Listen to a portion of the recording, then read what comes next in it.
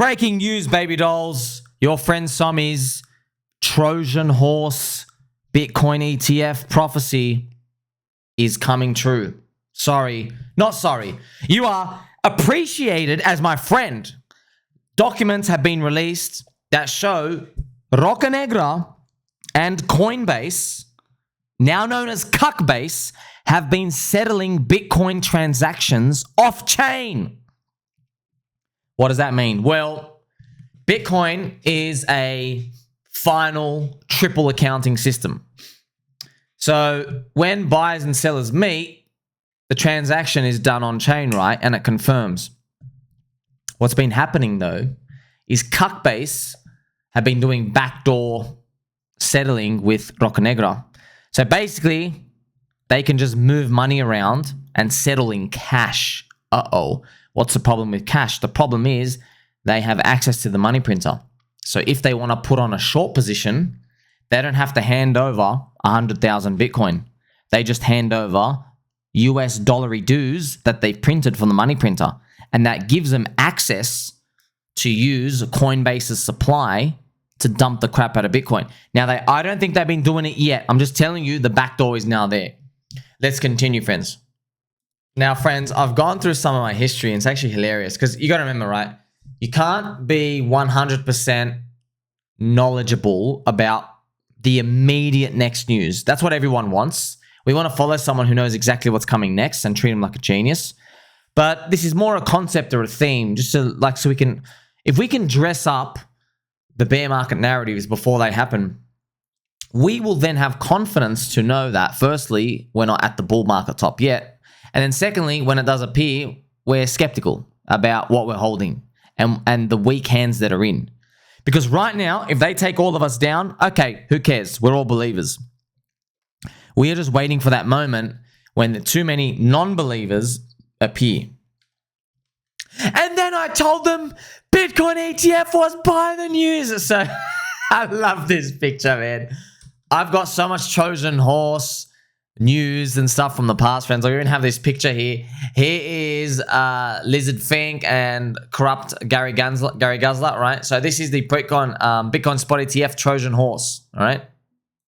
And I've got to once again repeat to you, the whole concept of this, friends, it's not to say, oh, we just go down now. You're skeptical, but it's to think about the future, man.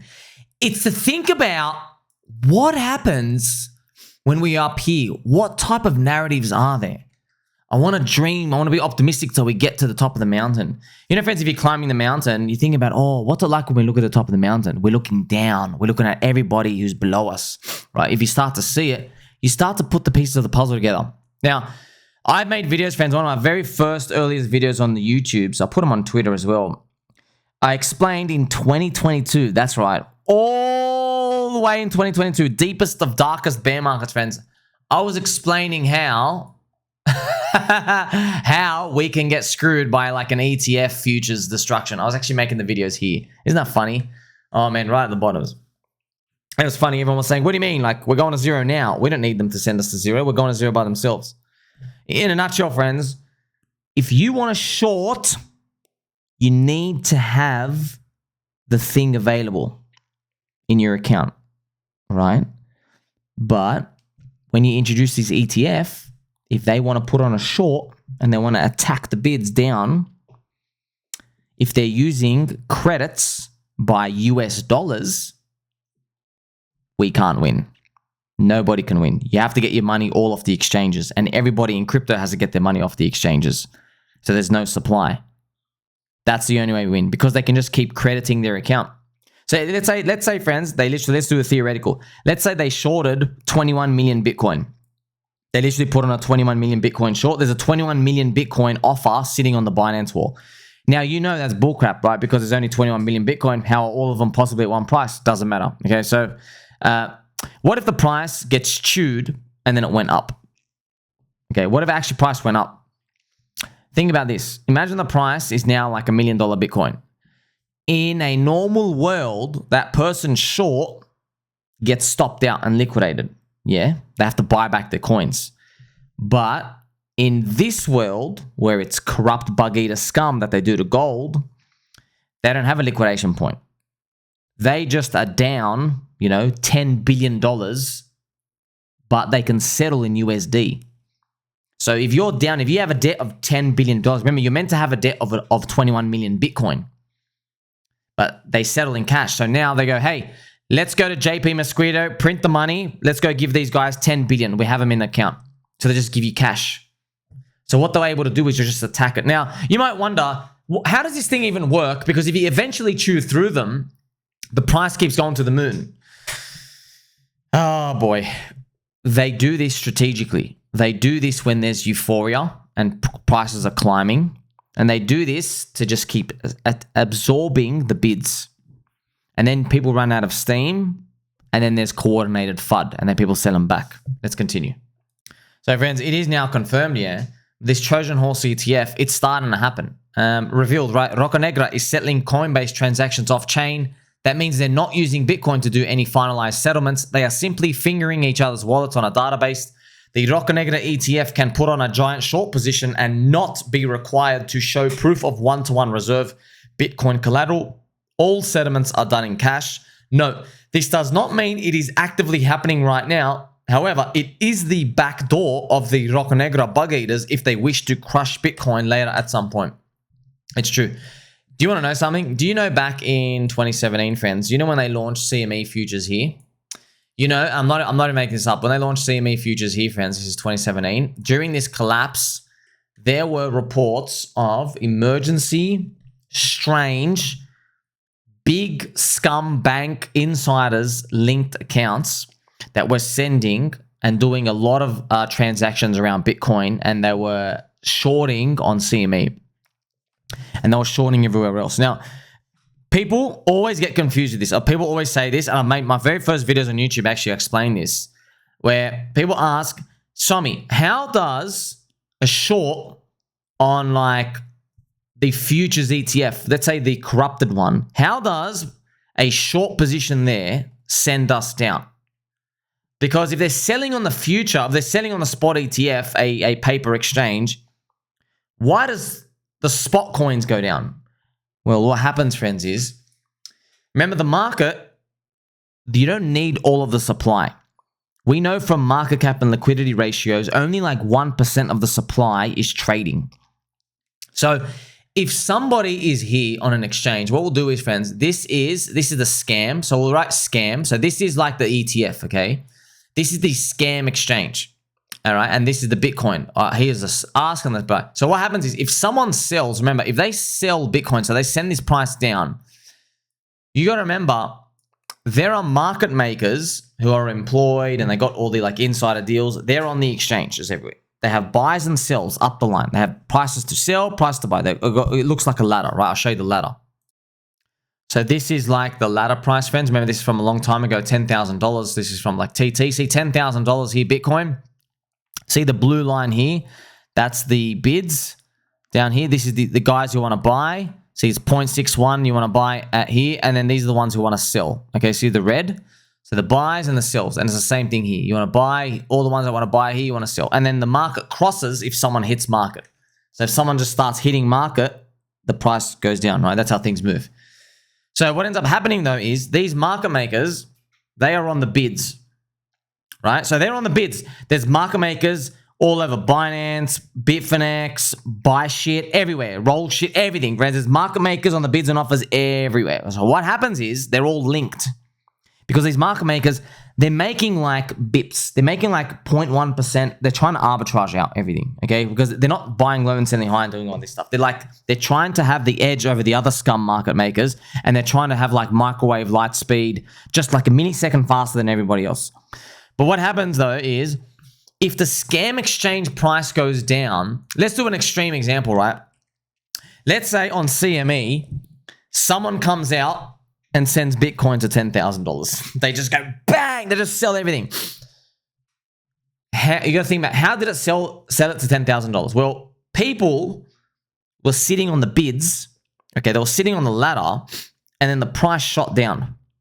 So in that second, they're fueled, which means all these people, friends, like the drinking room temperature water, they're all nerds sitting in offices, right? They're just soy Bankman Frieds, the beanbags and the orgies. They're sitting there and they go, oh my gosh, we're filled. And then the risk manager will go, well, how long are you filled for? How much money are we long exposed Bitcoin? And they go, oh, we're long $100 million worth. See, because these guys are scum, you're just sitting there, oh, sweet, so just hold it. No. Their job is to scalp. They're vultures on the whole industry. They do this in the stock market. So now that they're exposed $100 million on one side, they have to go to all the other exchanges and sell $100 million to make themselves delta neutral. That selling, when they hedge, drags the rest of the exchanges down. So if you go back to here, right, you have one exchange that goes down, and then all the other prices are still like, $55,000 Bitcoin. This one goes down, and then this one goes down, and then this one goes down. They all go down to the same price, and you're all at the same price of 10K. All right, that's what happens. Now, this happens so fast now that you can't even see it. So if Coinbase drops $10,000 in a second, you will see BitMEX and Binance, they'll be down $10,000. But they're not actually happening instantly. They're happening like, half a second deviation difference. But this is the problem. Where is the scamming starting? It's not starting on a spot trading exchange, because to damage Bitcoin, you have to sell spot. You actually have to own Bitcoin first to sell it. So what they do is they can go to the CME exchanges, because if you want to sell money and you want to attack the market makers on the way down, you just need US dollars in your account. You see the point? And they can just refresh infinite US dollars. They could literally say, hey, you've got $1 trillion in your account. You can sell 50 million Bitcoin. Just start attacking them. Now, eventually, though, the market will crack and everybody will figure it out. But that's a backdoor that is available. And they do this on gold. I've made videos about this. They do this on gold. But let's actually go through the exact news, what Vini says. So Vini says, you read it right. Roccanegra has been settling Bitcoin transactions with Coinbase without using Bitcoin settlement network. We are not talking about buying a coffee, but institutional settlements of an $18.5 billion fund. The reason? Transaction speed and fees. Got it now? So they go, well, that's how it starts, friends. Oh, it's too expensive. No, what do you mean it's too expensive, bro? What he also says, lots of comments. People clearly missing the point. Adding up to the OP, I see three main problems here. One, the possibility of using fractional reserves and market manipulation when transacting paper Bitcoin in a centralized database. Two services making millions of dollars of profits in Bitcoin and selling Bitcoin, but not choosing to use the underlying system that underpins the product being traded. 3, enthusiasts looking the other way as TradFi captures most of Bitcoin's volume, replicating bad practices that Bitcoin was created to address. Baby dolls, in a nutshell, I'm going to spin the helicopter hat. I'll play some. Oh, man. How did we go from Satoshi, CyperPunks, freeing mankind, liberating mankind, fix the money, fix the world, straighten your back, wear your fluffy slippers, drink your orange juice? How do we go from those golden principles to now, hey, Roccanegra, you can settle off chain and we'll be cool with it? Man, friends, they've come a long way. Guess what? Because the price is high enough. That's the truth, man. Worrying about these things, they weren't an issue when Bitcoin was only $400. Now it's up 150 times higher. You see, Bitcoin, friends, Bitcoin has lost its way. But this is a growing pain type of thing. It's no longer for the little guy.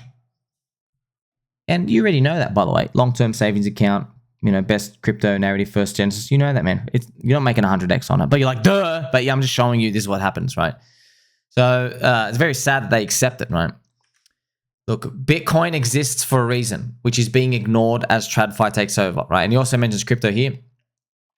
He goes, look, also, this could have all been prevented if people really cared about these things instead of LARPing around the narratives, but not really caring about them. Only number go up. That's what NGU is. He goes, that said, more efficient settlement networks would facilitate adoption in their use, discouraging these bad practices instead of encouraging them as happening in broad daylight. So I hear you, brother. Vini, wow, took the words right out of my mouth. So also, shout out to Tyler Durden. He's one of the many Richard Hart haters, but they're not surprised at this point. But he also says this, look, Roca Negra can take as much Bitcoin as they want from Coinbase, and the transaction is recorded off-chain. I'd like to see all of the ETF wallets. Thanks, Brian, you massive CUNT, you coconut. So basically he's getting really, really angry here. This means they can borrow Bitcoin from Coinbase to short and are not required to show any proof they hold one-to-one. There's also a 2 to 30-day settlement. All settlements are done in cash. The writing is on the wall. Unless someone can find the ETF's wallets on chain, there's a leaked trade a few weeks ago.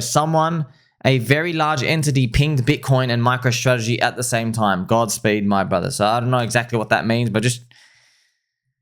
man. See, I don't like being right about that stuff. I was yelling out into the open air. You were listening, friends. I know you were all here, but you see it. Yeah, it's a Trojan Horse. It's a Trojan Horse. But it doesn't necessarily mean you get the price thing right. Oh, yeah, a Trojan Horse at 48K went to 68, 70K. Right, and by the way, Trojan Horse doesn't mean you go down today. It's got to trap everybody. It's got to trap everyone. That's why my dark prophecy even tied into it. And I was like, well, if you really wanted to get this centralized database popular, wouldn't you do something like stop Bitcoin around here and then wreck everybody hard to get them out? And by the way, in the next bear market low, ban self-custody. In a nutshell, friends, if you really want to know why are Roca Negra even in Bitcoin, the answer is because Roca Negra control ESG. Okay, the S stands for soy.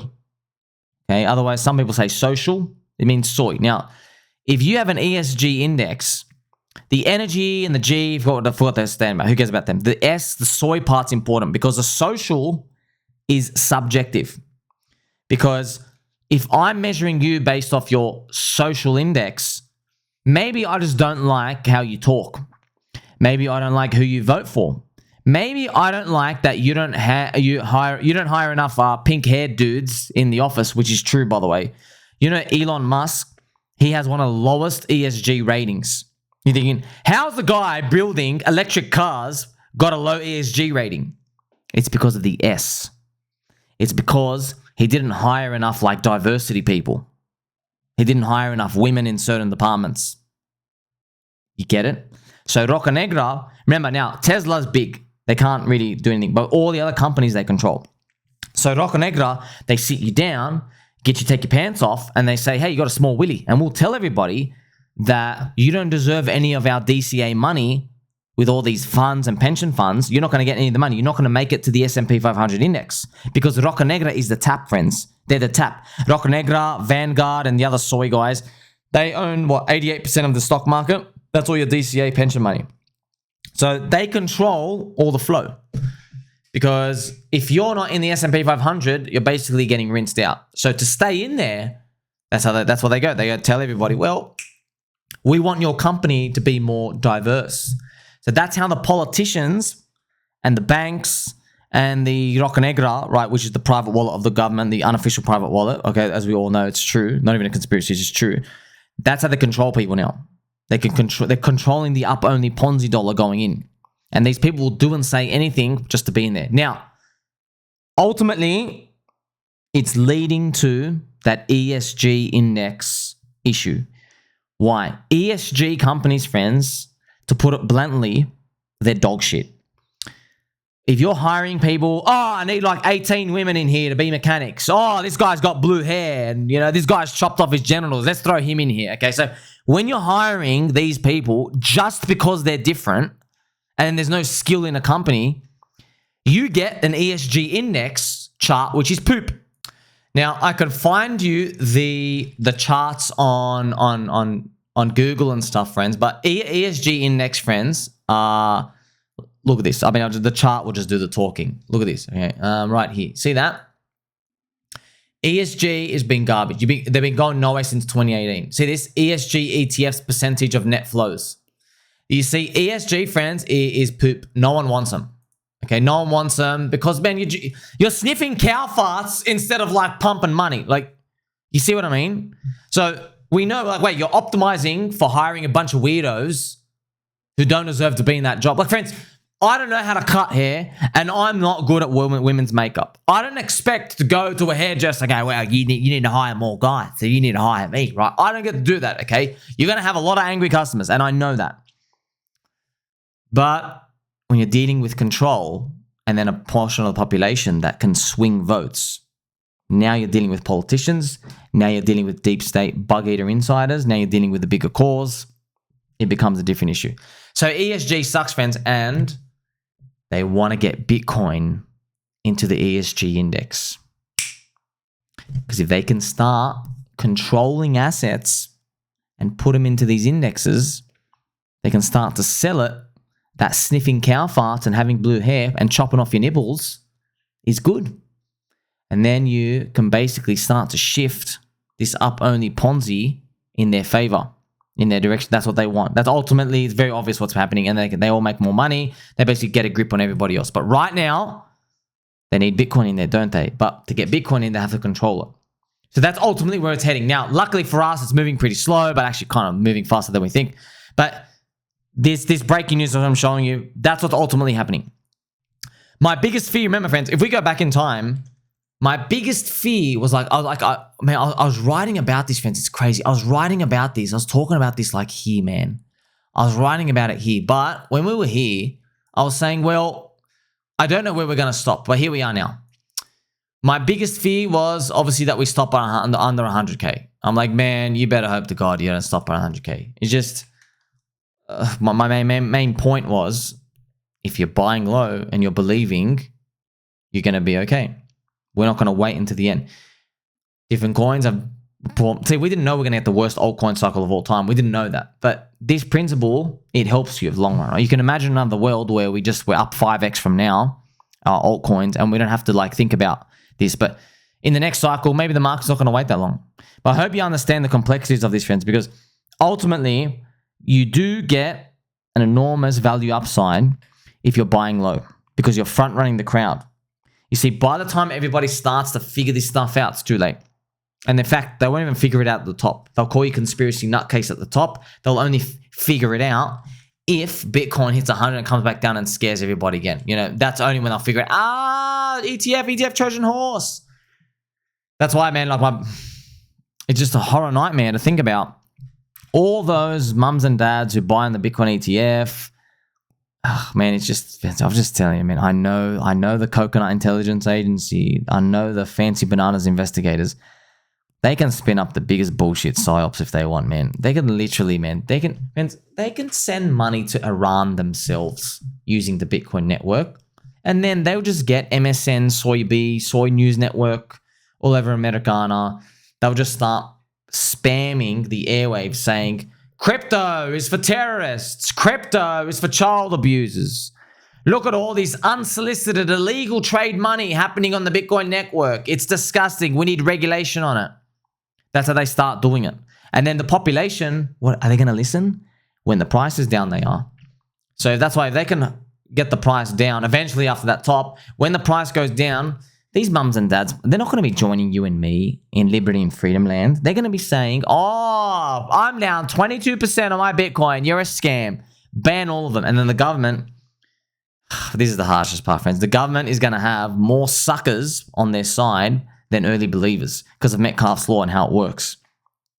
So there's like, for every 1,000 people in now, there's going to be 5,000 suckers who buy the top.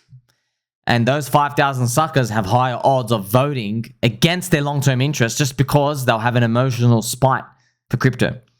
That's why it's important, friends, for you and I. We're in a blue ocean area. They don't care about altcoins. Altcoins are going to zero according to them. There's no altcoin ETFs. We have Ethereum ETF. I know it's harsh, but it's not be all end all, right? So we're on the right path. And we know that this Bitcoin dominance, ultimately, it's heading with the chain around its neck. But I guess we'll find out, right? Trojan Horses, fans, we still remain optimistic and positive. Having a grasp of this just helps you figure out what's going on in this picture, climbing this wall of worry. Make sure you like, subscribe, belly button, and all. Don't forget it loves you. Catch you soon.